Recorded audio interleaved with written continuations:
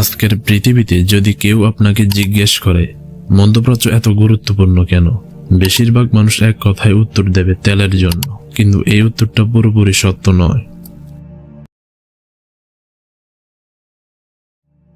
কারণ ইতিহাস আমাদের দেখায় তেল আবিষ্কারের আগেও মধ্যপ্রাচ্য ছিল বিশ্বের সবচেয়ে কৌশলগত অঞ্চলগুলোর একটি। তাহলে প্রশ্ন আসে, আমেরিকা কেন সবসময় এই অঞ্চলে প্রভাব রাখতে চায়? এটা কি শুধু তেলের জন্য, নাকি এর পেছনে আছে আরো গভীর ক্ষমতার হিসাব? অনেক আগে যখন আধুনিক রাষ্ট্র ব্যবস্থা গড়ে ওঠেনি, যখন আমেরিকা নিজেই একটি নবীন রাষ্ট্র, তখন থেকে মধ্যপ্রাচ্য ছিল সভ্যতার কেন্দ্র। এই অঞ্চল দিয়ে চলত বাণিজ্য পথ, ধর্মীয় যাত্রা এবং সাম্রাজ্যের সম্প্রসারণ। যে শক্তি মধ্যপ্রাচ্যের উপর প্রভাব রাখতে পারত, সে শক্তি ইউরোপ, এশিয়া ও আফ্রিকার মাঝখানে দাঁড়িয়ে পুরো বিশ্বের গতিপথ নিয়ন্ত্রণ করতে পারত। এই সত্যটা নতুন নয়। রোমান সাম্রাজ্যও জানত, অটোমান সাম্রাজ্যও জানত, এমনকি ইউরোপীয় উপনিবেশবাদীরাও জানত। কিন্তু আমেরিকার গল্পটা ভিন্নভাবে শুরু হয়। দ্বিতীয় বিশ্বযুদ্ধ শেষ হয়েছিল 1945 সালে। ইউরোপ তখন ধ্বংসস্তূপ, পুরনো সাম্রাজ্যগুলো দুর্বল, আর এই শূন্যতার ভেতর দিয়ে উঠে আসে এক নতুন শক্তি, আমেরিকা। কিন্তু শক্তিশালী হওয়া আর বিশ্ব নেতৃত্ব ধরে রাখা, এই দুইটা এক জিনিস নয়।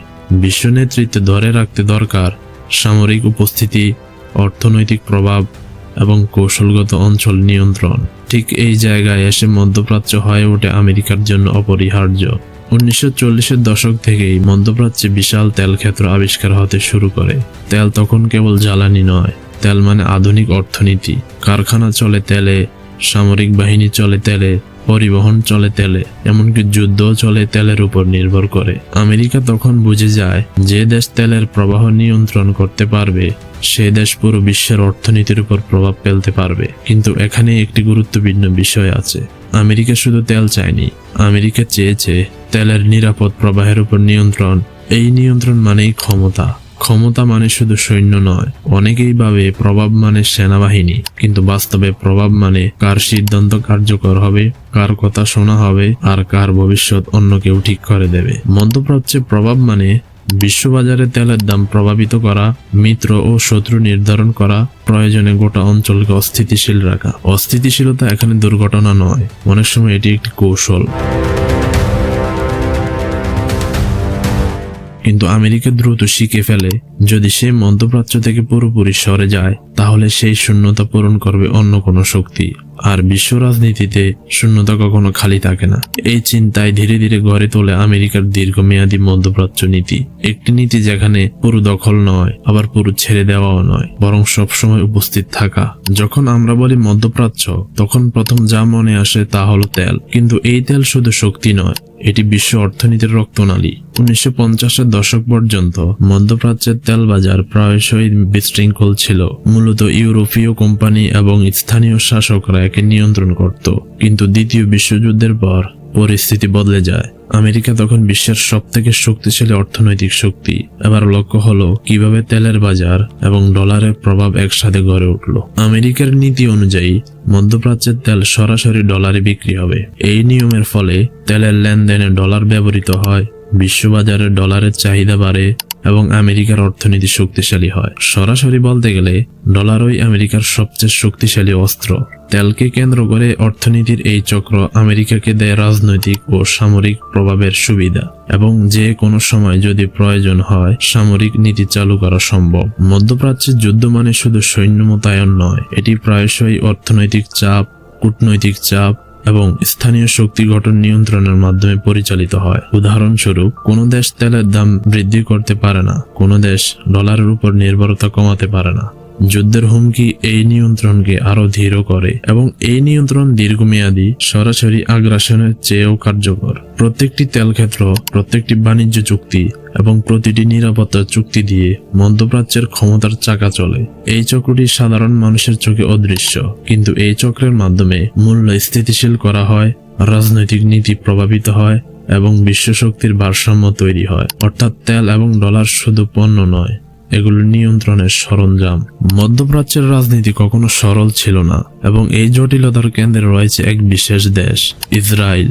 ইসরায়েল শুধু একটি দেশ নয়, এটি হলো একটি কৌশলগত গণবিন্দু, যে কারণে আমেরিকা তার রাজনৈতিক ও সামরিক নীতি তৈরিতে এই অঞ্চলের সম্পর্ক স্থাপনে ইসরায়েলকে প্রধান হাতিয়ার হিসেবে ব্যবহার করে। আমেরিকা মধ্যপ্রাচ্যে সরাসরি উপস্থিতি বজায় রাখে, কিন্তু সবসময় সরাসরি সেনা মোতায়েন নয়। ইসরায়েলের মাধ্যমে প্রয়োজনীয় অঞ্চলে প্রভাব বিস্তার, সম্ভাব্য শত্রুদের দমন এবং স্থানীয় রাজনৈতিক গঠনকে সহায়ক তৈরি করা। এই নীতি প্রতিটি অঞ্চলে নির্দিষ্টভাবে প্রয়োগ করা হয়। ইসরায়েলের নিরাপত্তা ব্যবস্থা এবং সামরিক শক্তি আমেরিকার মধ্যপ্রাচ্য নীতির একটি বড় অংশ। কৌশলগত হামলা এবং প্রতিরক্ষা ব্যবস্থার মাধ্যমে অঞ্চল নিয়ন্ত্রণ, যৌথ সামরিক মহড়া এবং প্রযুক্তি বিনিময়, প্রয়োজনীয় সময়ে প্রভাব দেখানোর ক্ষমতা। এই কৌশল সরাসরি যুদ্ধ না করেও কার্যকর। ইসরায়েল ছাড়াও আমেরিকা এই অঞ্চলের অন্যান্য সহযোগী দেশগুলোর উপর নির্ভর করে। অর্থনৈতিক সহযোগিতা, নিরাপত্তা চুক্তি এবং প্রযুক্তি ও সামরিক সহায়তা। এই সম্পর্কগুলো নিশ্চিত করে যে কোনো শক্তি সহজে মধ্যপ্রাচ্যে প্রভাব বিস্তার করতে পারবে না।